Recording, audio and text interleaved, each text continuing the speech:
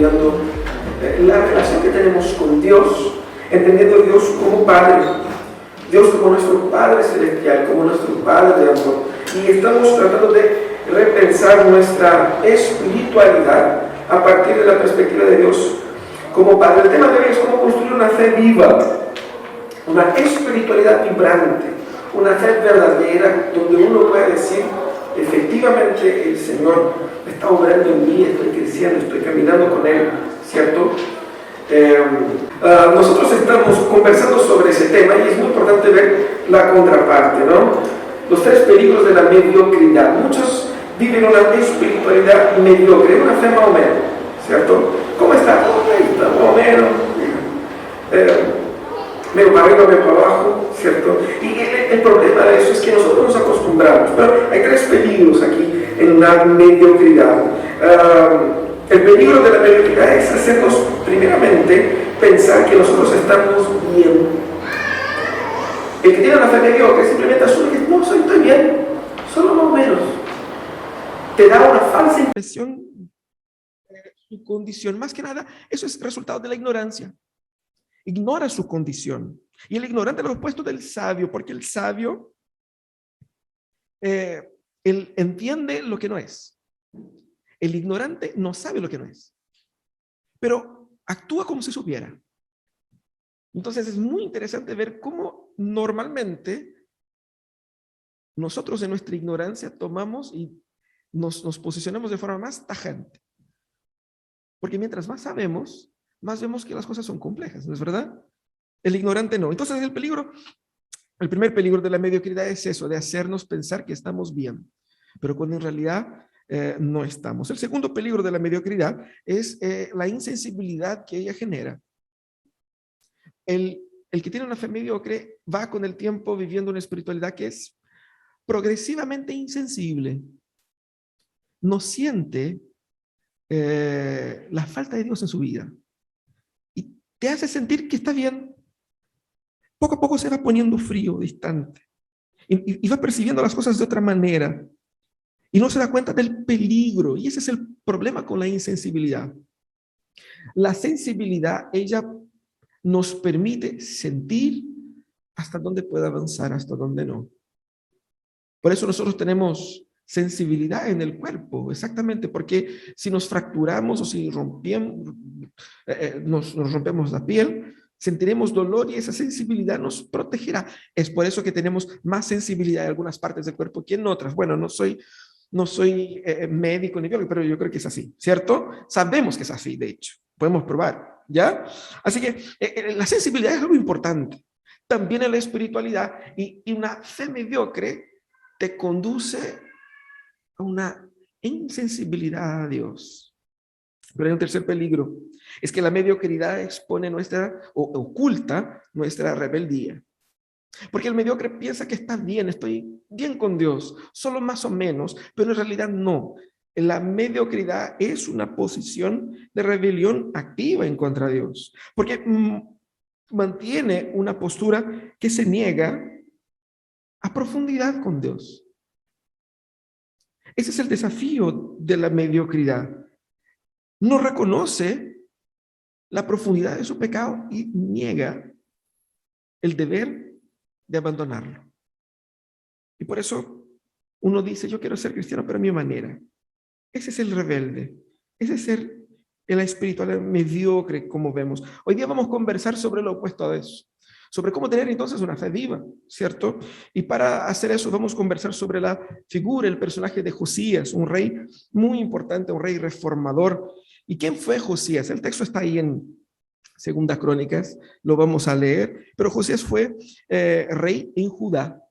Hay que decir que Israel fue una sola nación hasta un determinado momento donde se hubo una ruptura y dos tribus quedaron al sur y esas dos tribus eran la tribu de Judá y Benjamín y otras 10 tribus quedaron al norte y las tribus del norte se llaman Israel, las del sur Judá, ¿cierto? Israel y Judá. Este fue rey en Judá, es decir, solamente en las tribus del sur, ¿ok?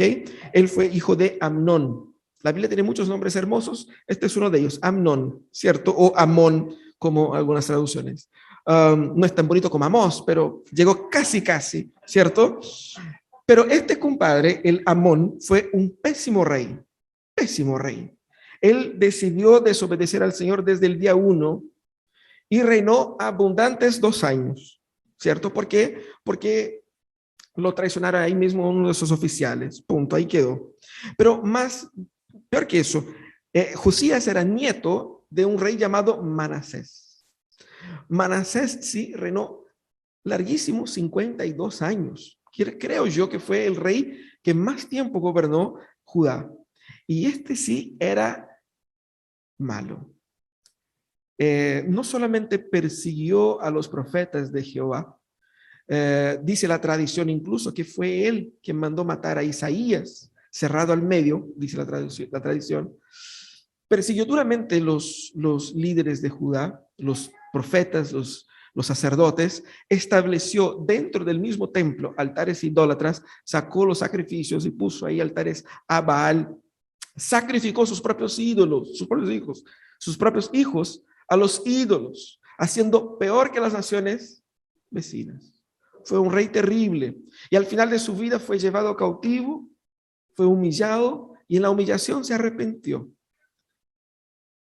Ese era el abuelo de Josías. Josías sí tuvo un bisabuelo, un tatarabuelo, ¿cómo se dice? Un tatarabuelo, abuelo, bisabuelo, sería un bisabuelo, ¿cierto? Ezequías sí fue un hombre de Dios y la mayor parte de su vida vivió con mucha fidelidad al Señor y proporcionó ahí un despertar espiritual, pero estaba muy distante de Josías, que tenía muchos malos ejemplos. Pero Josías, desde su primer momento, cuando empezó a reinar con 8 años, dedicó su vida al Señor. Y toda su trayectoria fue una trayectoria de un hombre reformador, un verdadero pastor de su pueblo. Y guió no solamente la tribu de Judá, pero también llamando a las otras tribus de vuelta a la fidelidad al Señor, ¿cierto? Un aspecto marcante, que es lo que vamos a estudiar aquí, es que en su trabajo de restauración del templo, él encontró o reencontró el libro de la ley, una porción del libro de Deuteronomio que se había perdido. ¿Perdido dónde? Dentro del mismo templo, para ver el nivel de abandono y deterioro de la nación de Judá. Al reencontrar, él se humilla porque no sabía de muchas de las cosas que estaban escritas ahí y se humilla ante el Señor, suplica misericordia y renueva el pacto. Ese fue un hombre que vivió una fe viva, caminó con Dios y nos deja un legado muy importante. Ahora, vamos a leer ese texto, solamente una fracción de esa historia, que es cuando encuentran el texto bíblico. Dice así: al sacar el dinero recaudado en el templo del Señor, el sacerdote Gilquías encontró el libro de la ley del Señor, dada por medio de Moisés. Gilquías le dijo al cronista Safán: he encontrado el libro de la ley en el templo del Señor, y entonces se lo entregó. Safán se lo llevó al rey y le dijo: Majestad, sus servidores están haciendo todo cuanto se les ha encargado. Han recogido el dinero que estaba en el templo del Señor y se lo han entregado a los supervisores y a los trabajadores. Sus funcionarios, en sus funciones de cronista, Safán también informó al rey que el sumo sacerdote Gilquías le había entregado un libro, el cual leyó en presencia del rey. Cuando el rey oyó las palabras de la ley, se rasgó las vestiduras en señal de duelo y dio esta orden a Gilquías y a Ahicam, hijo de Safán, hijo de Abdón, a Abdón, hijo de Micaías, al cronista Safán, y a Asaías, su ministro personal. Con respecto a lo que dice este libro que se ha encontrado, vayan a consultar al Señor por mí y por el remanente de Israel y de Judá. Sin duda que la gran ira del Señor se ha derramado en contra de nosotros, porque nuestros antepasados no tuvieron en cuenta su palabra ni actuaron según lo que está escrito en este libro. El texto sigue y muestra los líderes enviados por el rey yendo a consultar a la profetisa Hulda, y ella trae una palabra del Señor diciendo que sí, de verdad el Señor va a hacer todo lo que dice el libro de la ley, pero este rey no va a experimentar en su vida todo ese juicio. A raíz de eso, el rey va entonces y convoca a la nación para un nuevo pacto con el Señor, para renovar el pacto con el Señor y ponerse firmes de nuevo en el camino del Señor. Toda esa historia, la historia de Josías, nos da 3 desafíos para vivir una fe viva y que nosotros podemos aplicar hoy día y salir de acá con una espiritualidad renovada. El primer principio es la disposición para buscar a Dios. Eso es lo que vemos en la vida de Josías desde el primer momento. Día 1, Josías decidió servir a Dios, incluso contra todo el pronóstico. Porque ¿quién fue su padre? ¿Quién fue su abuelo? Él vino de ese contexto de reyes malos.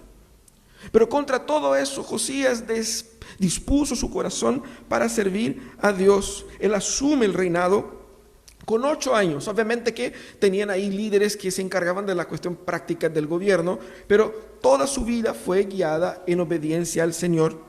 Y su vida es resumida en 3 etapas, pero básicamente el versículo 2 dice: Josías hizo lo que agrada al Señor, pues siguió el buen ejemplo de su antepasado David, y no se desvió de él en el más mínimo detalle.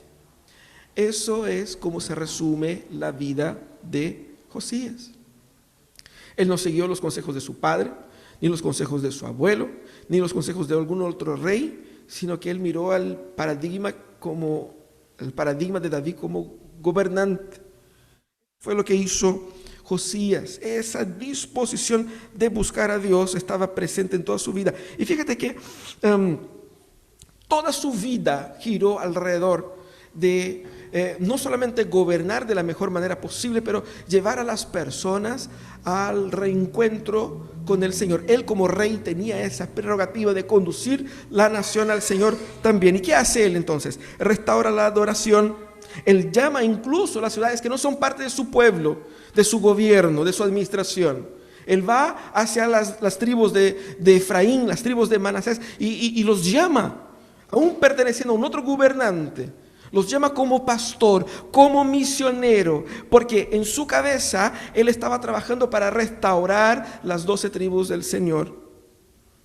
Él entonces se dispone a expulsar, eliminar los ídolos de Israel, no de forma simbólica, pero de forma concreta.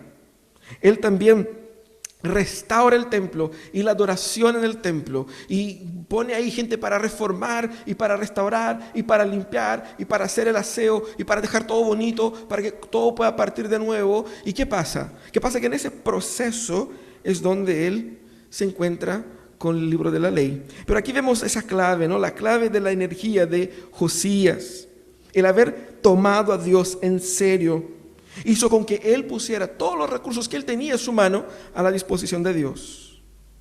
Y eso es clave, porque el cristianismo es así, es todo o nada. No existe término medio, no existe, no, si estoy así como más o menos, sí pero no, sí pero más o menos, no existe eso, es todo o nada, y él es la muestra de eso, ¿no? Lucas 9:62, Jesús dice: nadie que mire atrás después de poner la mano en el arado es apto para el reino de Dios. Nadie que mire atrás, tras poner la mano en el arado, es apto para el reino de Dios. ¿Por qué? Porque el reino de Dios no te permite entrar por la mitad. Es todo o nada. Y Josías entendió eso. Nosotros vivimos en una cultura, en una generación que es acostumbrada con el máximo beneficio y el mínimo esfuerzo. Nosotros queremos mucho y pagando poco. Nos hemos acostumbrado con la facilidad que nos entrega la tecnología, y nosotros aplicamos ese mismo concepto a las relaciones y a la espiritualidad. Por eso, cuando nos relacionamos con el Señor, queremos la máxima bendición. Queremos entender quién es Dios sin tener el trabajo de leer su palabra. Queremos caminar con Dios mientras dormimos, ¿no? ¿Para qué el esfuerzo? ¿Cierto? Queremos mucho y exigimos de Dios mucho. Porque cuando nos sentimos que Dios nos quedó debiendo algo, levantamos la bandera y decimos: Señor, ¿por qué conmigo? ¿Existe pregunta más farsa que esa? No, no existe. En el ranking de preguntas barsas, esa es la primera. Señor, ¿por qué conmigo? ¿Cómo por qué contigo?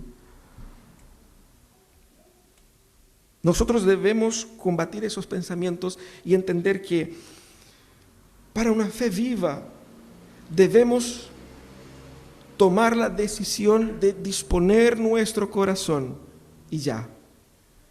No es que me va a llegar un sentir y ahí entonces, no es así que funciona. La fe viva es el resultado de la determinación valiente.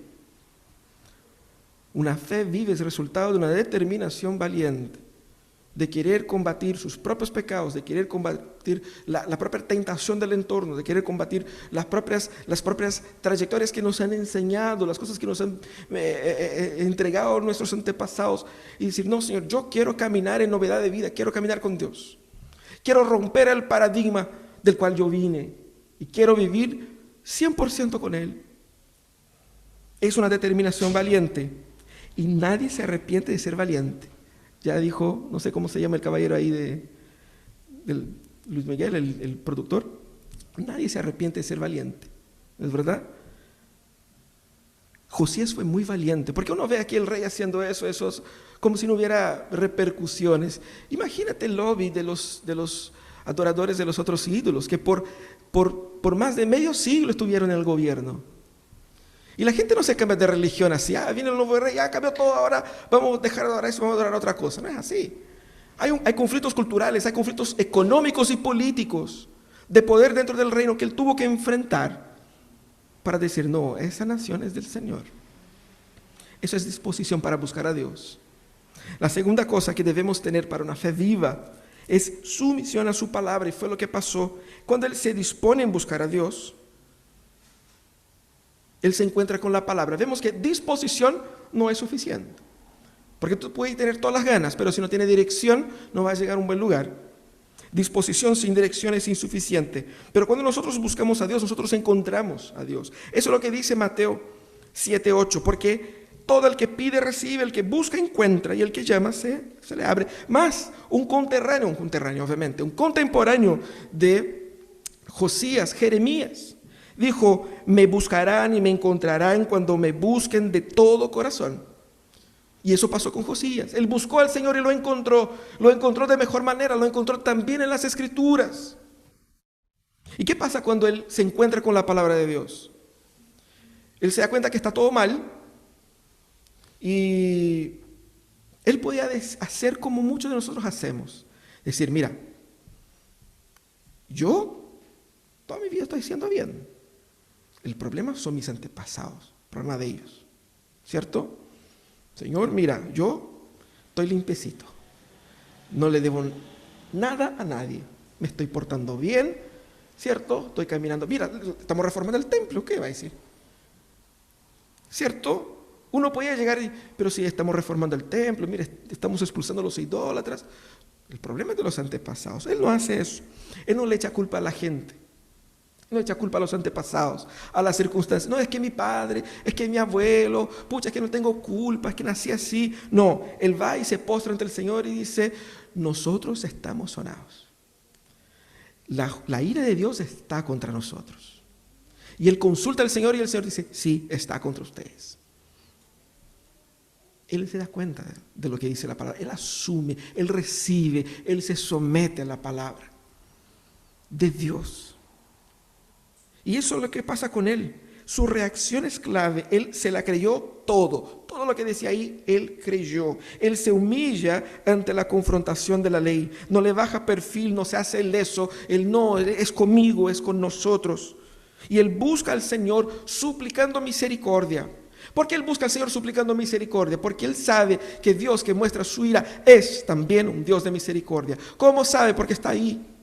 Porque el mismo texto de Deuteronomio dice que si ese pueblo se humillar y orar y se arrepentir de sus malos caminos, yo les oiré.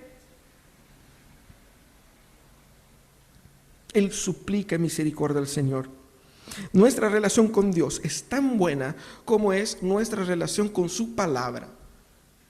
Y eso es difícil en una cultura donde nosotros tenemos una gran cantidad de personas que tienen una dificultad lectora importante, de comprensión lectora, ¿no es verdad? Nuestro primer problema con la palabra es el lenguaje, es las clases del colegio de lenguaje, ¿cierto? Porque si de repente vemos, no, que es sustantivo, y uno dice, ¿sustantivo? ¿Qué es lo que es eso? ¿No? Y entramos en el detalle de la literatura y ahí estamos complicados. Pero la palabra no es para académicos. Es palabra de Dios, es palabra viva y es palabra accesible. Tú puedes entender, incluso con un nivel de comprensión lectora inferior.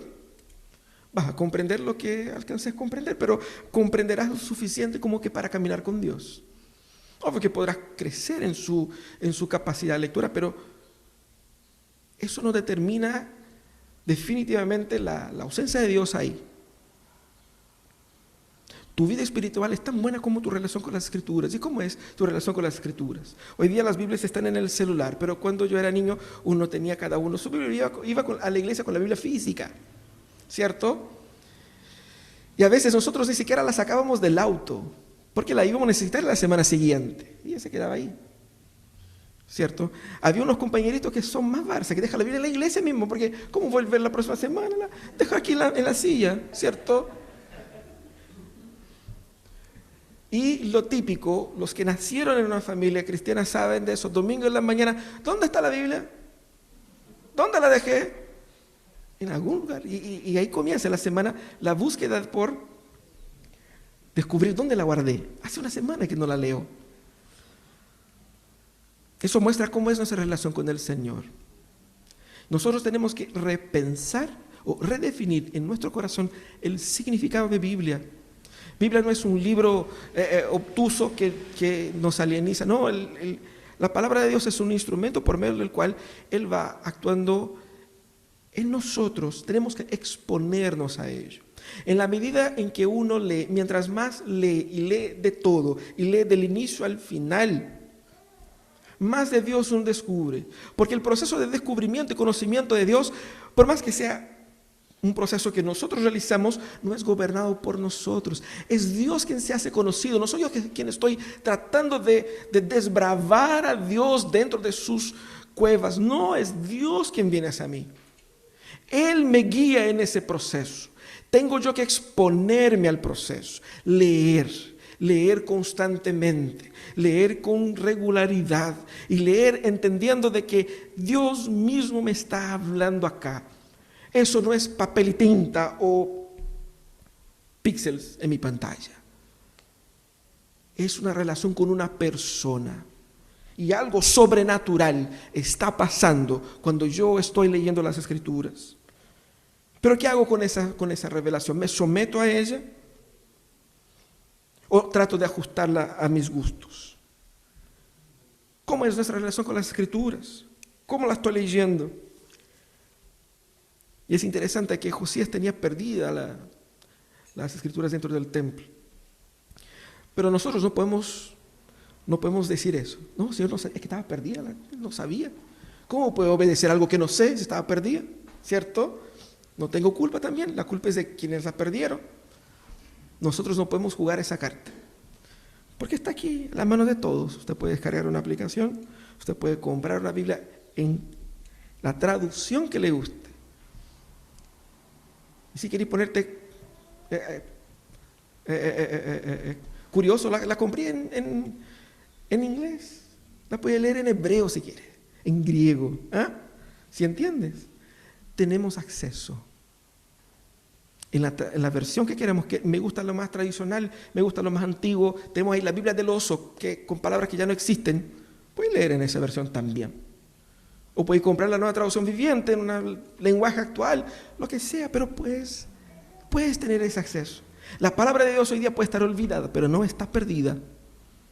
Y debemos nosotros sacar provecho de ello. Sumisión a la palabra es clave para una espiritualidad viva. Y lo tercero, determinación de conducir a otros a Dios. Eso es lo que hace Josías. Josías escuchó lo que dijo la ley. Josías se humilló ante el Señor. ¿Y qué hace Josías? Se encerró a su pieza a orar para poder subir en orden con Dios, porque eso era un tema entre él y Dios. No.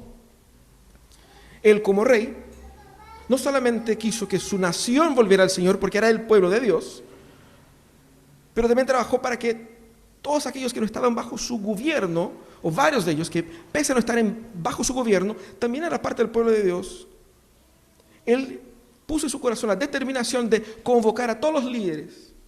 Llama a todos los líderes, todos los sacerdotes, todos los importantes que vengan. También a todas las personas que vengan. Vamos a hacer aquí una gran conferencia. Esa sí fue una verdadera conferencia de avivamiento espiritual. Llamó a todos, convocó a todos, estaban todos ahí. ¿Qué hace Josías? Josías, él mismo, el mismísimo rey, se pone a leer el texto para la gente. No fue un secretario, no fue un funcionario, no fue un levita, no fue un auxiliar. No, es que tengo la voz delicada.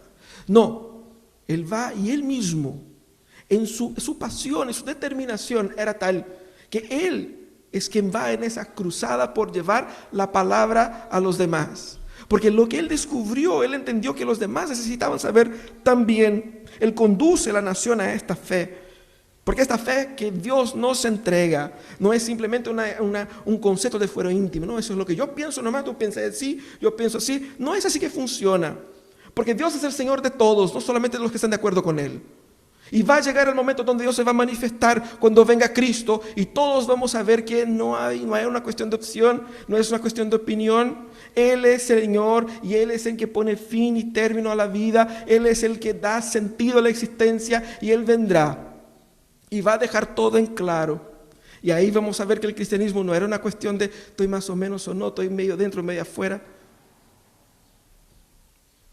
Como bromeábamos en Brasil, que hay muchos cristianos que son cristianos Raimundo. Un pie en la iglesia, un pie en el mundo, ¿no?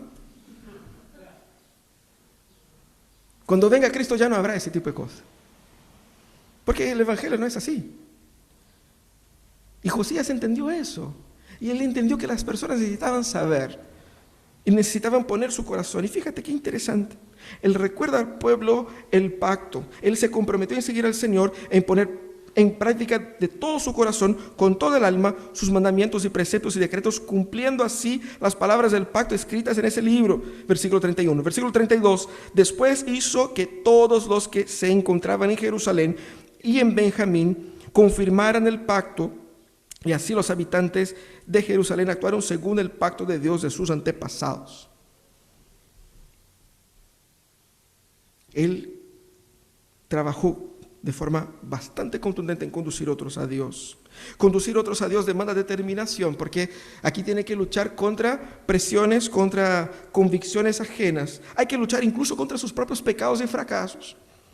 Porque uno puede decir, mira, ahí el rey ahora se cree lindo, se cree el espiritual ahora. Nos quiere obligar a obedecer esa cuestión, pero yo sé que cuando él hizo tal cosa, ahí mucha gente podría haber sacado eso. Él mismo podría decir, ¿con qué cara me presento ante la gente? Si yo también soy pecador, mira a mi papá, mira a mi abuelo. Y la gente puede decir, qué bonito, después de lo que hizo tu papá y tu abuelo, ahora vení tú como lindo, como santo. Él luchaba contra esas cosas también. Pero perseverar en usar todos los recursos disponibles significaba hacer con que él utilizara su poder real y la autoridad que Dios le dio para obedecer al Señor en todos los sentidos. Y eso es lo que Él nos enseña acá. Debemos nosotros tener determinación, porque a veces podemos creer, pero nos quedamos para nosotros nomás. Y como que nosotros queremos que nuestra familia se convierta, nosotros queremos que nuestros amigos se conviertan, pero es solamente un deseo y no una decisión. Deseo es una cosa, decisión es otra. Deseo es algo bonito, pero el deseo no provoca nada. Él no solamente tenía el deseo de que el pueblo sirviera al Señor, él tomó una determinación, una decisión determinada y fue hasta el final. ¿Qué es lo que significa eso para nosotros? No desistas de conducir y guiar tu familia a Cristo. Sigas orando por tus hijos, sigue orando por tus padres, sigue orando por tu esposo, por tu esposa, sigue orando por tus amigos. No desistas de trabajar, de insistir, de llevar el evangelio a ellos, de conducir hermanos, parientes, amigos. No desistas de nadie, porque Cristo tampoco desistió de ti. Debemos ser determinados en eso, perseverando en la oración. Porque quizás alguien no quiere escuchar lo que tenemos que decir, pero no pueden impedir nuestras oraciones, suplicando a Dios para que Dios obre conversión en este corazón. No desistas de orar y no desistas también de utilizar todos los recursos disponibles para transmitir y entregar el Evangelio con palabras y con hechos para los queridos y los cercanos a nosotros. Algo que es tan nuevo y tan poderoso, algo que es tan bonito, tan hermoso, debe ser proclamado. Y si Dios es tan grande como hemos cantado, hemos dicho, bueno es Dios, pero parece que es bueno solo para mí. O sea, no es bueno para ti, es para mí nomás. No. Si Dios es de verdad tan bueno como dijimos, la gente tiene que saber. Porque se lo están perdiendo. La gente tiene que saber. Así que, ¿cómo hago entonces para comenzar esa jornada de tener una fe viva? Primeramente, entiende que todo comienza con arrepentimiento.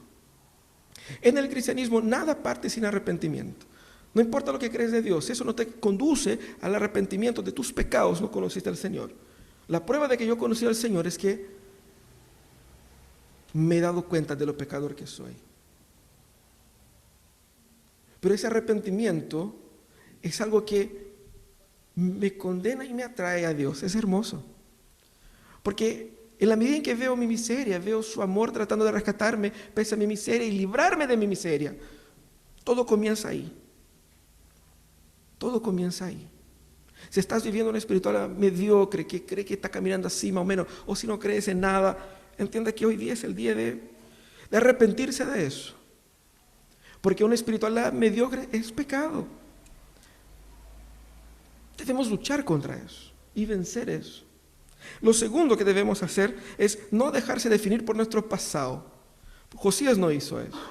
Él no dijo, no, es que mi abuelo, es que mi padre y yo soy así. Dios perdona, Dios restaura. Yo hice tal cosa, bueno, de la misma manera que hay arrepentimiento, pues recomenzar. No se deje definir por tu pasado, porque Dios hace nuevas historias. Nuevas historias. Tampoco trate de definir a los demás por su pasado. ¿Por qué? Porque Dios también hace de ellos nuevas historias. Así que si ayer fracasaste, si hoy día mismo en la mañana fracasaste, puedes comenzar una historia nueva ahora. Ahora. No se deje definir por su pasado. Pero ¿cómo lucho contra la insensibilidad? Mucha gente está viviendo así como que, pues ya que es más fuerte que yo, siento que estoy distante, estoy enfriando, no siento la misma pasión que tuve en algún momento y no determines tu relación con Dios en tus sentimientos. Porque nuestros sentimientos nos engañan. Si yo me siento frío, y mucha gente dice, me siento frío y voy a esperar ponerme mejor para volver. Eso es una mentira de Satanás, eso no es verdad. Porque nadie que está frío va a mejorar de la nada. ¿Qué es lo que uno quiere? Uno quiere cambiar, así como cambiar el feeling por dentro y para ver si con ese cambio de ánimo busco a Dios. No, no es así que funciona. No es así que funciona. Nadie va al hospital estando sano, a menos que sea médico, enfermero, pero nadie va al hospital estando sano, ¿sí o no? Y la insensibilidad es un problema. Si yo estoy frío y siento que estoy frío, debo buscar más al Señor. Ese es exactamente lo que debo hacer. No debemos construir nuestra relación con Dios basada en lo que yo siento. Porque en la medida en que busco al Señor, incluso sin ganas, no tengo ganas de orar, ora sin ganas. Porque al orar las ganas vienen. Porque al caminar con el Señor Él me restaura. Porque la falta de placer y de ganas por Dios, eso que está mal en mí. Y eso es lo que Él necesita cambiar.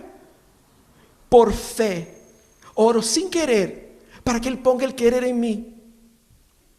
Por fe oro sin amar, para que Él me ponga en mí, para que Él ponga en mí el amor por Él. Y así es como descubrimos el placer de caminar con Dios. Así es como disfrutamos del amor paternal de Dios. Es la fe que conduce a la emoción y no la emoción a la fe. Entonces no esperes estar bien, sentirse bien para buscar a Dios. Decide buscar a Dios ahora. Y como diría Luis Miguel, decídete. Ahí para el próximo domingo, anótalo. Decídete. Ahí hay que cambiar algunas cositas, ¿no? Caminando de la mano, ahí. Bueno, es otra historia. Pero eso es lo que debemos hacer para luchar contra la insensibilidad del corazón. El Señor dijo a través de Jeremías: a aquella generación me buscarán y me encontrarán cuando me busquen de todo el corazón. Dios quiere ser encontrado. Dios se está revelando. Dios nos está invitando a caminar con Él.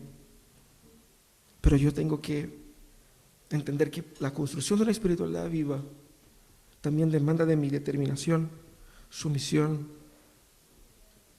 y compromiso con compartir eso con otros. Vamos a orar. Señor amado, tu palabra nos exhorta de manera hermosa a renovar nuestra fe. El problema es que muchos de nosotros quieren pero no quieren, queremos pero no queremos, queremos pero no queremos pagar el precio. Queremos una fe viva sin arrepentimiento, queremos tu perdón sin confrontar nuestros pecados. Señor, nosotros te suplicamos, te imploramos que nuestro corazón sea tocado, sea impactado por ti. Señor, nosotros te amamos, pero también nosotros entendemos que el amor que tenemos por ti no viene de nosotros. Tú lo pusiste ahí.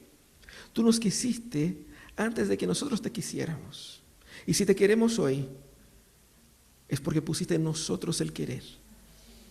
Por eso te agradecemos, Señor. Queremos una fe viva. Queremos querer una fe viva. Obra en nosotros, Señor, el querer y el realizar. Si hoy día, Señor, alguien que quiere entregar su vida a Jesús y comenzar de nuevo y nacer de nuevo, obra salvación. Entra en este corazón, en esa casa y genera sanidad, restauración, transformación, cura, arrepentimiento. Vida nueva, historia nueva. Que comiencen hoy día, Señor, nuevas historias contigo, nuevo caminar contigo, nueva fe en ti. Restaura, Señor, del desánimo. Restaura, Señor, de la duda. Restaura, Señor, del escepticismo. Restaura, Señor, aquellos que están perdidos en prácticas pecaminosas y no saben cómo salir. Trae libertad y vida. Te suplicamos, Señor, en el nombre de Jesús. Amén.